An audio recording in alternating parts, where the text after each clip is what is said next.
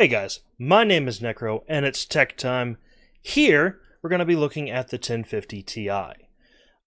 Just to establish a baseline, I am going to be using the 1080 just to show what the rest of the system is capable of. The 6700, the memory, the hard drive that all the games are installed on, all of that.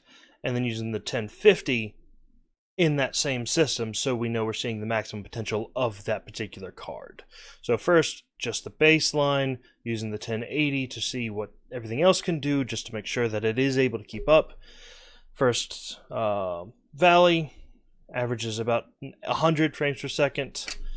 Then in Metro Last Light benchmark, we were a little bit lower throughout the entire 3 runs. I think our average was about 80 frames per second. Then in Subnautica, which is going to be the next thing we do, a little bit higher, 120 to 130 frames per second.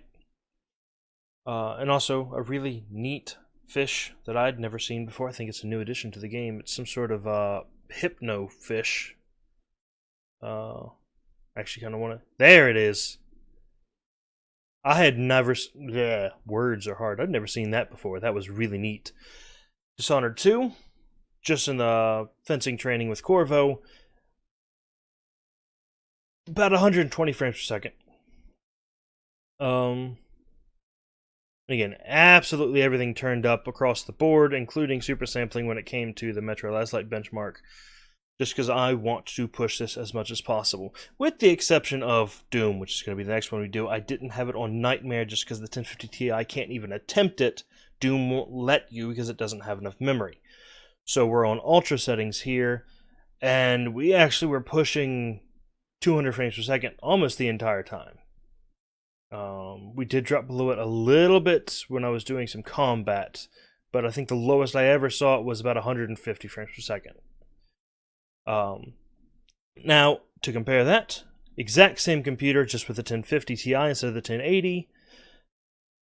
First, Valley. Our frames were significantly lower. No surprise there. The 1050 Ti is not even... nobody thinks it's going to compete with the 1080. That's not the point of this video. It's not a head-to-head comparison. It's showing what the 1050 Ti can do if it is unrestrained. And you're looking at about 38 frames per second with everything on max. Metro Last Light. Again, a little bit lower because it is a more demanding game and it has super sampling on. Or, it's not really a game. It's a benchmark, isn't it? Look at me acting like I know what I'm doing. But yeah, so we've got a really long clip here that I was not anticipating being this long. I don't have enough to talk about because I'm assuming most of you know the difference and what the 1050 Ti is. Otherwise you wouldn't be here. You want to know what it's capable of. So there's the averages across all 3 runs for the Metro Last Light benchmark. Subnautica was a little interesting. We saw the least difference between the 2 cards. Here we were looking between 60 to 80 FPS compared to the 120 to 130. Still a significant difference, but not the 3 to 4 times difference that we see in some of the other games when we do the practical exploration. Dishonored 2, we went from... Well, we're not quite on Dishonored 2 yet, are we? We're still exploring the creepvine forest. Here it is. There's Dishonored 2. We went from about 120 FPS to, I think that was about 40. I'm talking as I'm viewing this on a very small screen, so it's hard for me to tell. I'm trying to go off of memory right now. But still, respectable performance considering A, I paid about $130 for this card, and B, no power leads, no power connector. It's fed through the PCIe slot, which means it's 75 watts or less at maximum. So pretty respectable performance considering the size of the card and also the thermal performance that it had. It didn't get too hot. It stayed right around 70 degrees Celsius, which, while seemingly a little warm, is perfectly safe for a GPU. I've seen GPUs go up to 100 degrees and still be just fine.